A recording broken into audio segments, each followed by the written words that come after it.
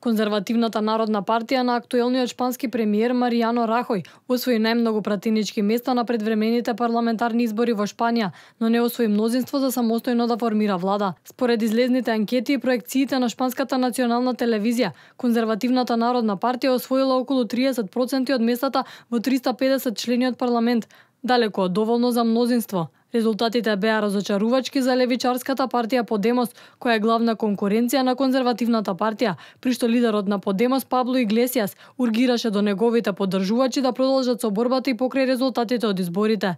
Leonas defendiendo a su camada. Дајте им до знаење на мокините дека сме овде. Ние нема да се продадеме. Пред 2 години на истиот плоштад добивме 1,3 милиони гласови и рековме дека тоа не е доволно.